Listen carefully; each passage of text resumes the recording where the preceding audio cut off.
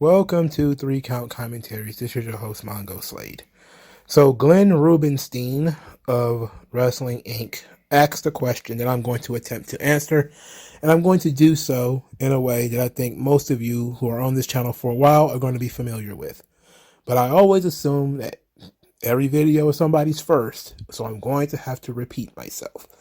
So his question is thus: WWE has over twice the audience of AEW. AEW has acquired many former WWE stars and features them prominently. What should AEW do to bring over more of WWE's audience? Why hasn't more of that audience stuck with AEW? Punk and Bryan are prime examples of getting short-term eyes on AEW, but why hasn't that audience stuck around and become weekly watchers? As for promoting acquires, AEW can't advertise on Fox or USA and say, over here, but I think they're relying far too much on word of mouth. For starters, they do promote on USA and Fox. I have seen Dynamite and Rampage commercials during Raw and SmackDown. I've even seen them during NXT. I've seen commercials for AEW on WWE programs before. Now, for those of you who may be asking yourselves this question, what can AEW do? My first response would be that they should not be trying to steal WWE's audience. They should be trying to cultivate an audience of their own. That is the answer to the question. Why? Well, because most of you, as you know, WWE is the pro wrestling industry. I have said this before. WWE is McDonald's. All right. So when you look at McDonald's, what do you think of when you think of McDonald's? You think of Ronald McDonald, right? Ronald McDonald is one of the most recognizable fictional characters. Next to Superman, Batman, it's Ronald McDonald. You can't beat McDonald's by making better hamburgers. Anybody can sell hamburgers. What McDonald's sells is more than hamburgers. They sell fun. The McDonald's playground was something that I was really into as a kid. It had the swings, you had the slide. It was this big playhouse that you could just run around in. Happy Meals were incredibly fun. You could get these little hamburgers, the little French fries with your toys and everything. They targeted children. Ever since Vince McMahon purchased the WWF from his father in 1982, 1983, his main target has been children. And he has done whatever it takes to target children. He will turn these guys into absolute cartoon characters. And you've seen, if you watched even remotely a little bit of old territorial wrestling, they will talk about it ad nauseum. It's not going to be a macabre cartoon come to life. This is going to be realistic. What we're going to do is real. What we're going to do is tell everybody it's real. Meanwhile, what is Vince McMahon doing? He's selling fun to children. He's got Hulk Hogan out there flexing and grabbing the American flag, waving it in the air. Hulk Hogan is now the mascot of the WWF. He's a symbol that everybody knows, even if you don't watch wrestling. And over the years, it went from Hulk Hogan and the Ultimate Warrior and Randy Macho Man Savage, Bret the Hitman Hart, Shawn Michaels, The Undertaker, The Rock, Stone Cold Steve Austin, Mick Foley, John Cena, Randy Orton, Roman Reigns. It just goes on and on and on with these various mascots that when you see them, you know that you're watching WWE. And WWE is the damn industry. You don't beat WWE by having better matches. You just don't. What they do is uniquely different from what everybody else does. Disney is the exact same thing. Disney, 60, 70, 80 years of targeting children, of getting people to trust the brand and bring your children to this brand. Having all of these Disney films, from Aladdin to Beauty and the Beast to Peter Pan to, all the different Disney properties that are aimed at children. So even if the adults don't want to sit and watch Snow White, the children will sit and watch it and they will love it. And you could try to get them to not watch it, but they love it when they do see it because they have spent decades already establishing a brand that is associated with children that people have come to trust. And once they trust that brand, there really is no way of being able to get rid of it. And just like McDonald's, just like Disney, WWE has had their scandals. Ring Boy scandal, Owen Hart scandals, Vince McMahon targeting children with, Degeneration X, all this kind of stuff. Yes, there was people out there, when you talk about obesity, what was the first thing you talked about? You talked about McDonald's, Super Size Me. The first thing that comes to mind. You can't talk about how greasy and dirty and horrible the fast food industry is without talking about McDonald's. It's the first thing that comes to mind because McDonald's is the industry leader. So yes, they're going to say the first time you talk about how terrible the food industry is, you're going to talk about McDonald's. It's just natural. When you talk about how sad and depressing the animation industry is, or movies, you're talking about Disney, So that's the way that these things work. How do you survive in a world that has a Disney or a McDonald's or a WWE? Well, you can exist, for years there were other animation studios outside of Disney. Disney had Mickey Mouse. Mickey Mouse was, of course, very successful, but there was also the Fleischers, I believe it was, that created, I think, Tom and Jerry. And then you had the Warner Brothers, which created Bugs Bunny, Porky Pig, Daffy Duck, etc. So you can have your little fiefdoms that exist, but you're all just fighting for number two. WWE exists, so everything else is literally number two. Okay, you should be fine with just being number two, but be number two in a different way. Target a different audience. Now, in targeting a different audience, however, there's going to be different things that is going to occur.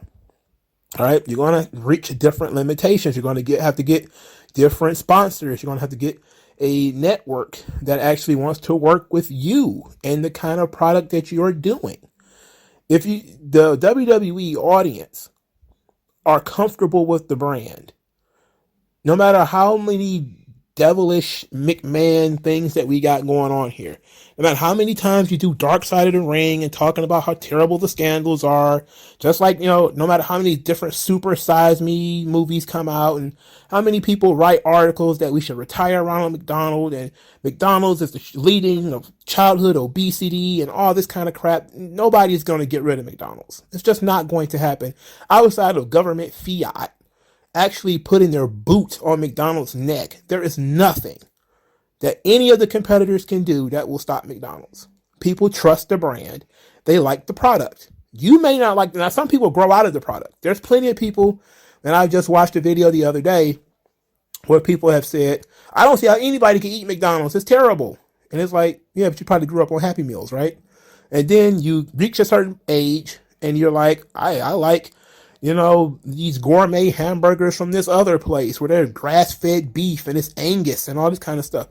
It's like, yeah, I'm sure. But there is a convenience to McDonald's. There's a comfort level with McDonald's. There's a trust with McDonald's that none of these other places that you might prefer as an adult, none of those places have them. There's a reason why, for some odd, it's not genetic that so many adults, end up taking their kids to McDonald's. It's not genetic. It's cultural. McDonald's is a cultural phenomenon, and WWE is too. There's only certain things that you can do. You can create an alternative. There's definitely a need for a Burger King. There is a need for a Warner Brothers. There's a need for somebody to be in the same space, but to do something different from what the market leader is doing. AEW can be that. Why we keep asking this question about how they can dib and dab into WWE's audience is like, how about you just wait them out?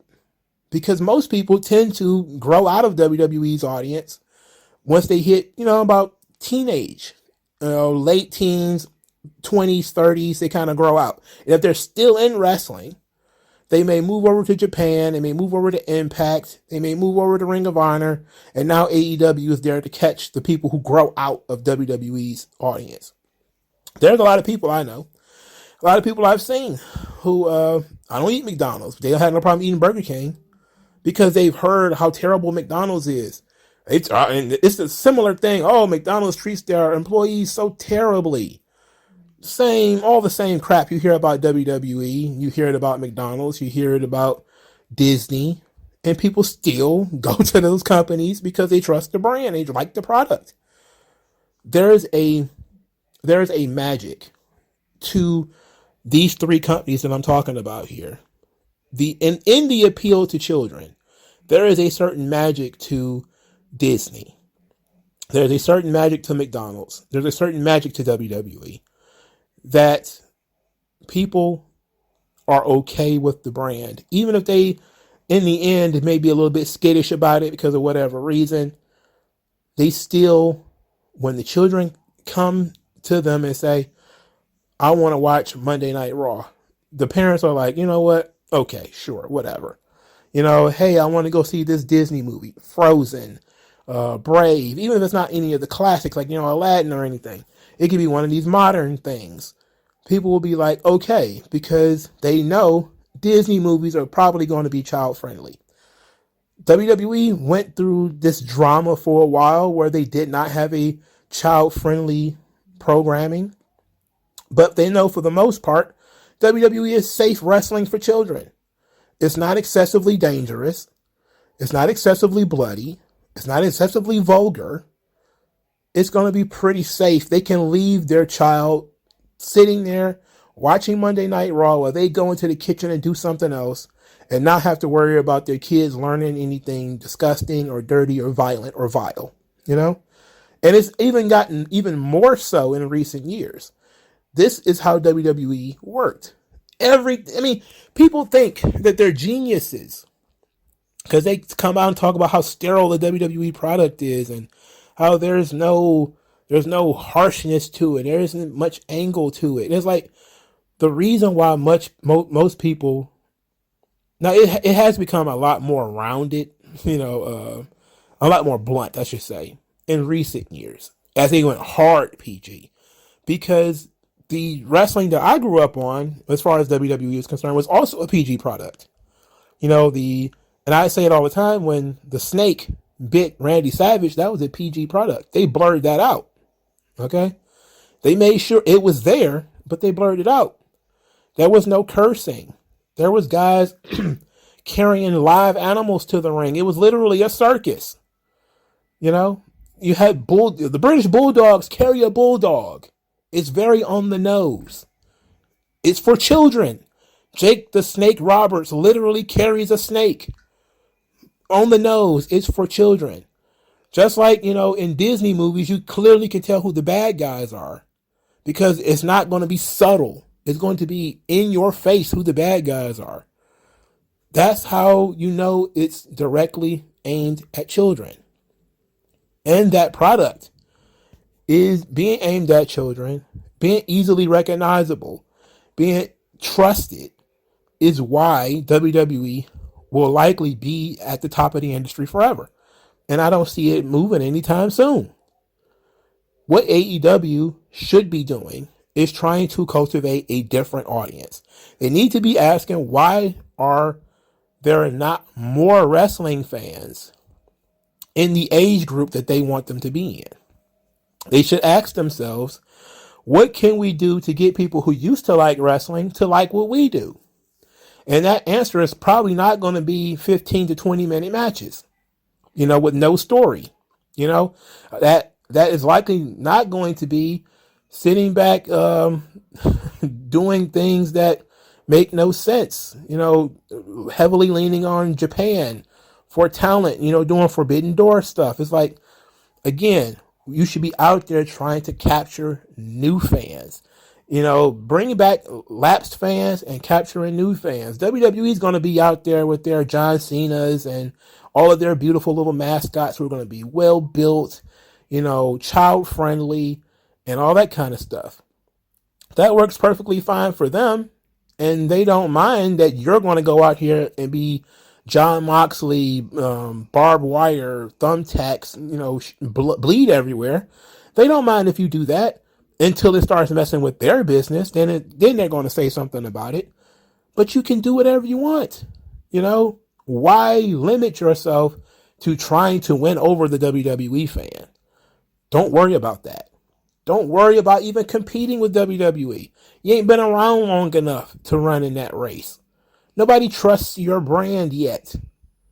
AEW is really having the kind of run that TNA kind of had.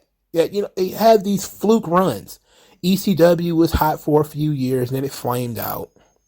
WCW was hot for a few years, it flamed out. Ring of Honor was hot for a few years, it flamed out. TNA was hot for a few years, it flamed out. AEW is, I guess, hot now. I guess you could say they're doing pretty well in terms of pay-per-view buys and attendance and stuff like that. We'll see in 5 to 10 years if they can keep this up. How is they going to happen when the storms start coming? And that was usually the case, right? As soon as the storms, and it's usually small things, start to occur, what happens? Because WWE, that's another reason why that company is very hard to compete with, is they weather storms really well. When business is down, sometimes you can't even tell. Like, when I was a kid, I never really could tell how terrible financially the business was in WWE. The characters were still there. They were still doing big shows. WrestleMania was still a big show. They still had celebrities. It seemed like everything was fine. Then you read in the dirt sheets, oh, Vince was in the hole, all these millions of dollars and all this kind of stuff. And it's like 5 years after that, you couldn't tell. He was back on top of the world again. He weathered the storm, somehow survived it. But every time, and people talk these stories all the time about the different territories, it would have been fine if it hadn't been for ... And it's like, okay, plenty of companies are going to go through that same thing, and not everybody's going to go out of business. Why did this company particularly go out of business? Because, the local economy tanked or, something like that. Oh, Vince came in and took their TV slot or something like that. It's like, okay, sure. All right. But weathering the storm, when things get rough, that's really when you start seeing who is at the top of the industry and who's not. Because WWE can be hurt by an industry downslide and ticket sales aren't moving and merch ain't moving and all that kind of stuff. But they still can bank on, we got Royal Rumble, we got WrestleMania, we can create magical moments, we have history, we got brand recognition, we will be okay. We can survive a down period. Can AEW? If something happens tomorrow, we find out that somebody is a very bad person in AEW and something terrible happens, or somebody gets mad at somebody else and they decide they're not going to work anymore. Is that really going to affect AEW? How is that going to work? Like when TNA started having financial troubles, you started seeing that the bad press for TNA was just overwhelming. And then the bad press, coupled with bad creative, coupled with talent not wanting to work there anymore because there's no trust between the talent and management, people are wanting to leave. And the thing is, WWE, even if you have these situations where like the Naomi and Sasha situation or the Bret Hart or the CM Punk, everybody realizes that these situations they're small wildfires in the grand scheme of things. You can listen to 400 shoot interviews of guys complaining about scripts and creative and characters and yada, yada, yada. And this is all these terrible things that I had to do or I didn't want to do. You can listen to that shit all day if you want it. It's not going to change the fact that it's not even a slight majority of all the people who have ever worked there. And I've seen people try to do this stuff. They try to go to Glassdoor and WWE is a terrible employer and all this kind of stuff, and it just doesn't work. It's not enough people complaining about the way that the company operates for it to have any real effect. So you can't sit back and wait for WWE to self-destruct. It's been going on for entirely too long. You can't sit back and wait for Vince to die. Like that kind of stuff doesn't work. You have to cultivate your own audience. The idea that AEW should be targeting WWE's audience seems silly to me, because you're doing it wrong if that was your intention. And AEW, to their credit, have not said that that's what their intention was. They have said that their intention was to bring back the lapsed fan and to bring back, quote unquote, real professional wrestling. And to that, I say, go for it. But that's a limited audience, and they know that. Tony Khan knows that. That's why when people tell him, what you're doing is limiting your audience, he knows that already. He already knows that only a subsection of people are interested in this whole Forbidden Door thing, or even know who, Konosuke Takeshita or whatever, or Takeshita, and all these guys, and have any interest in them. He already knows that. But he also knows he can't strip all of the edge and hardcore blood and stuff out of AEW to make it more like WWE. Because then they're going to have to operate the same as WWE does, and they can't compete on that level. They can't. Because nobody's done it thus far. So the only way to do it is to target a different demographic, target a different audience. Bischoff was successful in doing that. When Bischoff flipped WCW from trying to be WWE light in their version of Hulk Hogan and the Faces of Fear and the Dungeons of Doom and all that kind of stuff, Shark and Shockmaster and everything. Once they got rid of all of that and they started targeting a different demographic, targeting a different audience at the right time, because it was a good timing. Right there with some teenagers who were becoming disillusioned with wrestling a little bit, and they started bringing in some realism at the right time. Culturally, it was the right time. They was able to find a different audience, and they forced WWE to find a different audience. WWE had to relinquish their desire to be family-centered product that was safe for children. They had to surrender that. They had to throw it in the air. They had to say, no, we can't do that anymore. And yes, guess what? A lot of the people who complain about WWE complain specifically about your favorite era of the time that WWE was popular. I'm telling you, if you just read just a few articles on how many people who were kind of grumbling about the 80s and, the cartoons, yada, yada. Wait until you start seeing that these guys are talking about Suck It. And Sean's doing blowjob stuff on TV and all this kind of stuff. People were furious. That's why somebody like Bruno Sammartino didn't want anything to do with them. Yeah, Bruno was kind of upset in the early 90s. He was part of the whole Ring Boy thing. He kind of talked against Vince then. But he was really angry about what the business had turned into by 2000. And that turned off a lot of people, because a lot of their heroes, Bob Backlund and guys like that, were like, no, this is awful. I don't want to be a part of that. I don't want to be seen with that. No. And that got them the most heat. They got more heat for all the DX, Suck It, Stone Cold Steve Austin drinking beer, Chris Jericho calling Stephanie McMahon a whore on TV every week.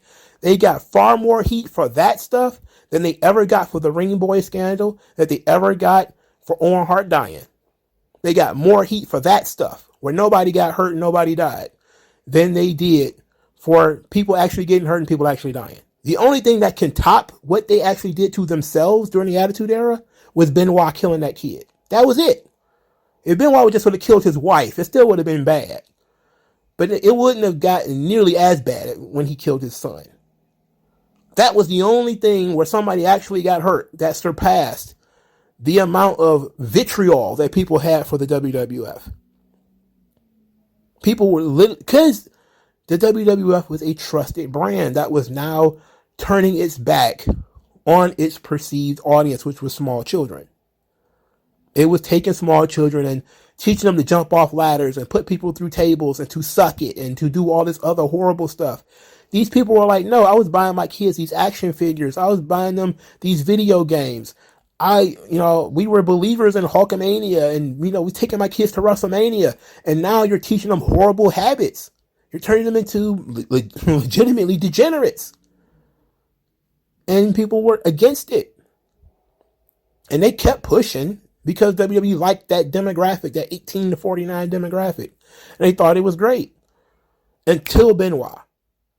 And they had been dealing with it. I went through this again. I went through a lot of this stuff earlier, in different videos. When the young man murdered his friend and then said he was just practicing wrestling moves, that damaged WWE tremendously.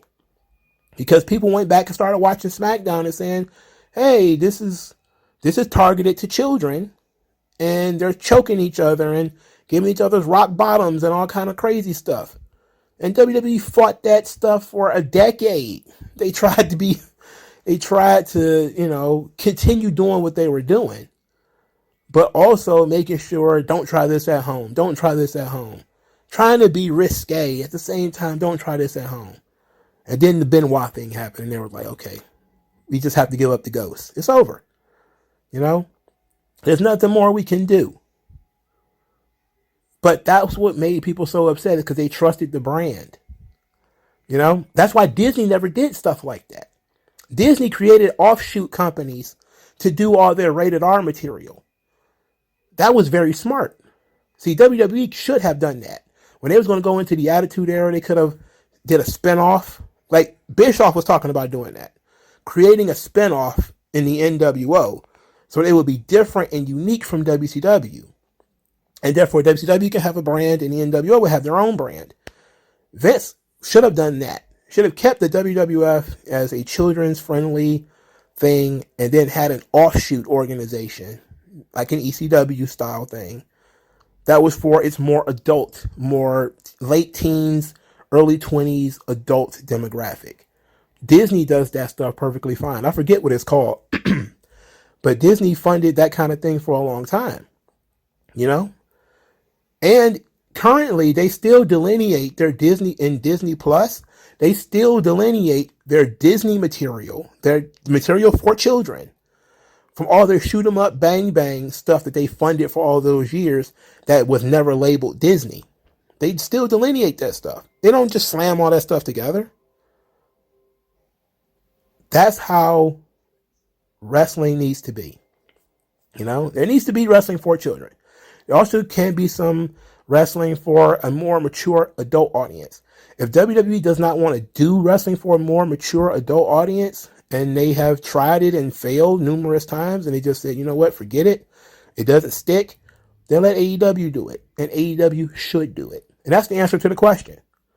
The answer to the question should not be trying to go after the WWE fan. It should be trying to go after people who liked wrestling in the past and trying to figure out why they don't watch it anymore. Focus group it if you have to. And then try to appeal to them in that way. But they're going to have a very difficult time because it's not going to be culturally acceptable, I don't believe. Because there's nothing you could do 22 years ago, 23 years ago in 1999 that you can get away with today. And they're trying, believe me. I see, Dan Lambert, calling Ty Conti a whore on TV, but that stuff is getting very negative reactions, especially with the AEW audience, who are a little bit more woke than the average WWE audience. They're very sensitive about how you depict women on TV, not like they were 20 years ago when nobody cared.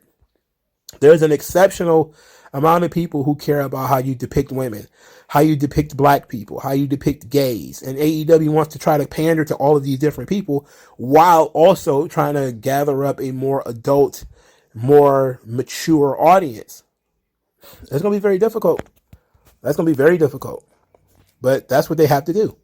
If they want to compete, that's what they have to do. But let me know what you guys think in the comment section below. Like, share, and subscribe. And I'll talk to you guys later. Tell me what's worse than learning all that you led to believe was all horse crap. They distort so questions.